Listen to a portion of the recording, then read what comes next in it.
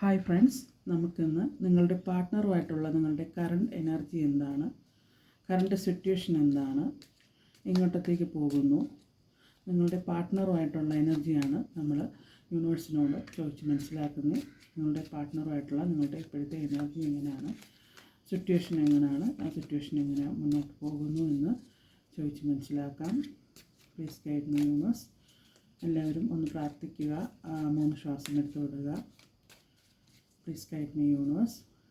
Please guide me, universe. Please guide me, universe. Please guide me, universe. Please guide me, universe. Please guide me, universe.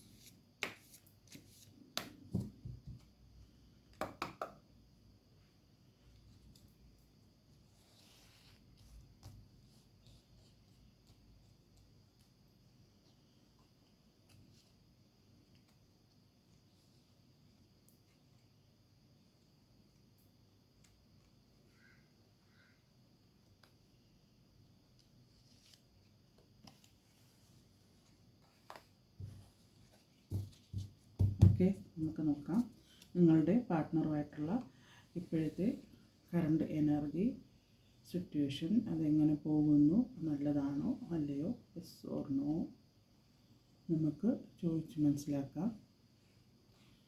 Okay, resonate ചെയ്യുന്നവർ മാത്രം എടുത്താൽ മതി. General reading ആണ്.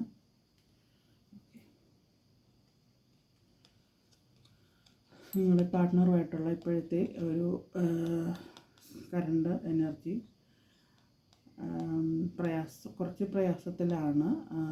എന്താണെന്ന് നമുക്ക് നോക്കാം. സിറ്റുവേഷൻസ് പല പല ചോയ്സസ്. 7 ഓഫ് കപ്സ് ആണ്. അടുത്തത് ദ ലവേഴ്സിൻ്റെ കാർഡാണ് വന്നത്. അടുത്തത് 5 ഓഫ് വോൺസ് ആണ്. ഓക്കെ, അപ്പോൾ ഇത്രയും കാർഡ്സാണ് വന്നത്. ഇത് ലവേഴ്സ് എന്ന കാർഡാണ് വന്നിരിക്കുന്നത്.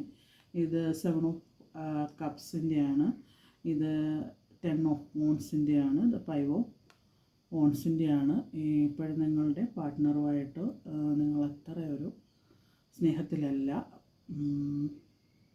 പ്രശ്നങ്ങളിലാണ്. പ്രശ്നങ്ങളുടെ നടുവിലാണ്. പല പല ചോയ്സ് നിങ്ങളുടെ പാർട്ട്ണറിന് വന്നതുകൊണ്ടാണ്. നിങ്ങൾ നല്ല സ്നേഹത്തിലൊക്കെ ആയിരുന്നു, പക്ഷേ ഇപ്പോൾ പല ആൾക്കാരും നിങ്ങളുടെ അടുത്തേക്ക് വന്നതുകൊണ്ട്, നിങ്ങൾക്ക് പല പല ചോയ്സുകൾ കിട്ടിയത് കൊണ്ട് വളരെയധികം സ്ട്രഗിൾ അനുഭവിക്കുന്ന ഒരു റിലേഷൻഷിപ്പ്, അത് പാർട്ട്ണർഷിപ്പ്, അതായത് ഭാര്യ ഭർത്താക്കന്മാർ തമ്മിലുള്ള പാർട്ട്ണർ എന്ന് ഉദ്ദേശിക്കുന്നത് അതാണ്. ഫാമിലി ലൈഫാണ് ഞാൻ ഉദ്ദേശിച്ചത്. ഫാമിലി ലൈഫ് സ്ട്രഗിൾ ചെയ്ത് കൊണ്ടുപോവുകയാണ്. കുട്ടികൾക്ക് വേണ്ടി അഡ്ജസ്റ്റ് അല്ല, സ്ട്രഗിളിങ് ആണ്, വഴക്കാണ്, പ്രശ്നങ്ങളാണ്. അത് നിങ്ങൾ നല്ല സ്നേഹത്തിലൊക്കെ ആയിരുന്നു. എന്തൊക്കെയോ വേറെ മറ്റ് പലരുടെയും ഇടപെടൽ, അല്ലെ നിങ്ങളുടെ പാർട്ട്ണർക്ക് മറ്റ് ചോയ്സുകൾ ഉള്ളത് കൊണ്ട് ആണ് നിങ്ങൾ ഈ വിഷമതയിൽ നിൽക്കുന്നത്.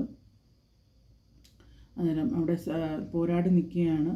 ആരാണെങ്കിലും, ഇത് വൈഫാണെങ്കിൽ, ഒരു ഫീമെയിലാണെങ്കിൽ, അതിന് മെയിലാണെങ്കിലും, ഇത് മെയിലിനും ഫീമെയിലിനും റെസൊനേറ്റ് ചെയ്യുന്നതാണ്. എന്തായാലും ഫാമിലി ലൈഫ് സ്ട്രഗ്ലിങ്ങിലാണ്. നിങ്ങളുടെ പാർട്ട്ണർ ആയിട്ടുള്ള റിലേഷൻഷിപ്പ് അത്ര ഒരു രസത്തിലല്ല, പ്രശ്നങ്ങളാണ്. പല പല ചോയ്സുകൾ വന്നതുകൊണ്ടാണ് കരിയറിലായാലും മറ്റുള്ള റിലേഷൻഷിപ്പിലേക്കോ ഒക്കെ പോയതിൻ്റെതാണ്. നല്ല സ്നേഹത്തിലായിരുന്ന ഒരു റിലേഷൻഷിപ്പാണ്.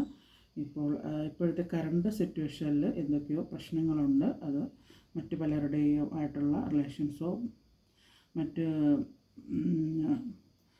ഹാബിറ്റ്സുകളോ ഒക്കെ ആയിരിക്കാം ഇപ്പം ഈ പ്രശ്നങ്ങളെ കൊണ്ടുപോകുന്നത്. ചിലപ്പോൾ മദ്യപാനമോ മറ്റെന്തെങ്കിലും അതുപോലുള്ള എന്തെങ്കിലുമൊക്കെ ഹാബിറ്റ്സുകളോ, അല്ലെങ്കിൽ വീട്ടുകാരുമായിട്ട് കൂടുതൽ ചേർന്ന് നിൽക്കുന്ന എന്തോ പല പല ചോയ്സുകളാണ് ഇവിടെ കണ്ടില്ലേ. 7 ഓഫ് കപ്സ് ആണ്. ആ പാർട്ട്ണർക്ക് ഒരുപാട് ചോയ്സുകൾ ഉള്ളത് കൊണ്ടാണ്. നിങ്ങൾ സ്നേഹത്തിലായിരുന്ന ദ ലവേഴ്സ് എന്ന് പറയുന്ന കാർഡാണ്. അന്നേരം നിങ്ങൾ സ്നേഹത്തിലായിരുന്ന നിങ്ങൾക്ക് ആ പ്രശ്നം വരാൻ കാരണം പല പല ചോയ്സ് ആ പാർട്ട്ണറിന് വന്നിട്ടുണ്ട്. അതുകൊണ്ടാണ് നിങ്ങൾക്ക് ഈ പ്രശ്നം വരാൻ കാരണം. കറണ്ട് സിറ്റുവേഷൻ ചോദിച്ചപ്പോൾ അത് പ്രശ്നമാണ് കാണുന്നത്. പരസ്പരം തല്ല് കൂടിക്കൊണ്ടിരിക്കുന്നവരിലേക്കാണ് പൊക്കോണ്ടിരിക്കുന്നത്. നല്ലതാണോ എന്ന് ചോദിച്ചാൽ നല്ലതായിരുന്നു നേരത്തെ. It's A good or bad ചോദിച്ചപ്പോൾ നല്ലതായിരുന്നു, സ്നേഹത്തിലായിരുന്നു. പല ചോയ്സുകൾ വന്നു, ഇതൊക്കെയോ തരത്തിലുള്ള. അത് നിങ്ങളെ ഇപ്പോൾ പ്രശ്നത്തിലേക്കും വഴക്കിലേക്കും പ്രശ്നങ്ങളിലേക്കും കൊണ്ടുപോയിക്കൊണ്ടിരിക്കുകയാണ്. എന്തായാലും സമാധാനമായിരിക്കുക, ശാന്തമായി ചിന്തിക്കുക.